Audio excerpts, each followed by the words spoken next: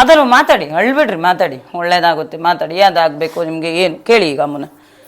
ನಾವು ಏನು ಅನ್ಕೊಂಡಿದ್ದೀವಿ ಅದಾದ್ರೂ ಸಾಕಣಮ್ಮ, ನಿಮ್ದಾಗಿದ್ರು ಸಾಕು, ಕೂಲಿ ಮಾಡಿದ್ರು ನೆಮ್ಮದಿ ಸಾಕಣಮ್ಮ.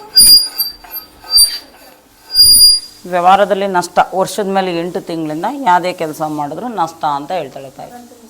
ಸರಿನಾ? ಕೈಯಲ್ಲಿ ಬಂಗಾರನೇ ಹಿಡ್ಕೊಂಡು ನಿಂತ್ಕೊಂಡ್ರು ಮಣ್ಣು ಆಗ್ತೈತೆ ಅಂತ ಹೇಳ್ತಾಳೆ. 10 ರೂಪಾಯಿ ದುಡಿದ್ರೆ 15 ರೂಪಾಯಿ ಖರ್ಚೈತೆ, 5 ರೂಪಾಯಿ ಸಾಲ ಮಾಡಬೇಕು. ಅರ್ಥ ಆಯ್ತಾ? ಏನೇ ಮಾಡಿದ್ರೂ ನೆಮ್ಮದಿ ಇಲ್ಲ. ಅರ್ಥ ಆಯ್ತಾ? ಈಗ ಬೇಕಾಗಿರೋದು ಮೇನ್ ನೆಮ್ಮದಿ. ದುಡಿಯೋ ಅಂಥದ್ರಲ್ಲಿ ಅಲ್ಪ ಸ್ವಲ್ಪ ಉಳಿಬೇಕು, ಕೊಡೋವಂಥವ್ರು ಕೊಟ್ಟು ಮಾನ ಉಳಿಸ್ಕೋಬೇಕು. ಇವತ್ತಿನ ಪರಿಸ್ಥಿತಿ ನಿಂತ್ಕೊಂಡು ಮಾನ ಕಳೀತಾ ಇದ್ದಾರೆ ಜನ. ಆ ಮಾನ ಕಳಿಯೋದನ್ನ ನನಗೆ ಉಳಿಸ್ಕೊಡು, ನಾವಿದ್ರೂ ಸತ್ತಂಗೆ ಮಾನ ಹೋದ್ಮೇಲೆನೋ ಲೆಕ್ಕಾಚಾರ ನಿಂದು. ಅದನ್ನು ಮಾತಾಡಿ, ಅಳ್ಬಿಡ್ರಿ, ಮಾತಾಡಿ, ಒಳ್ಳೇದಾಗುತ್ತೆ, ಮಾತಾಡಿ. ಅದಾಗಬೇಕು ನಿಮಗೆ ಏನು ಕೇಳಿ ಈಗ ಅಮ್ಮನ. ನಾವು ಏನು ಅನ್ಕೊಂಡಿದ್ದೀವಿ ಅದಾದ್ರೂ ಸಾಕಣಮ್ಮ, ನಿಮ್ದಾಗಿದ್ರು ಸಾಕು, ಕೂಲಿ ಮಾಡಿದ್ರು ನೆಮ್ಮದಿ ಸಾಕಣಮ್ಮ.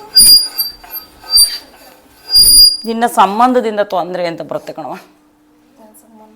ಸಂಬಂಧಿಕರಿಂದ ತೊಂದರೆ ಐತೆ ಅಂತ ಹೇಳುತ್ತೆ. ಅರ್ಥ ಆಯ್ತಾ? ನೀವು ನೆಂಬಿರೋ ಜನಗಳೇ ನಿಮಗೆ ಶತ್ರುಗಳು ಅಂತ ಹೇಳ್ತಾಳೆ ಅಮ್ಮ. ಅರ್ಥ ಆಯ್ತಾ?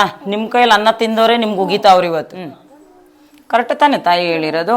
ಅದನ್ನ ಹೇಳಿ ಇವಾಗ. ಈಗ ಇನ್ನೇನಾಗಬೇಕು, ಇನ್ನೇನಾಗ ಕೇಳೋದಿದೆಯಾ ನೀವು? ಮನೆಯಲ್ಲಿ ಒಂದು ಸ್ವಲ್ಪ ಇದಾದ್ರೆ ಸಂಬಂಧದಲ್ಲಿ ತೊಂದರೆ, ಅದನ್ನ ಪರಿಹರಿಸ್ಕೊ, ಬಗೆಹರಿಸ್ಕೊ, ಒಳ್ಳೇದಾಗುತ್ತೆ, ಚಿಂತೆ ಏನಿಲ್ಲ.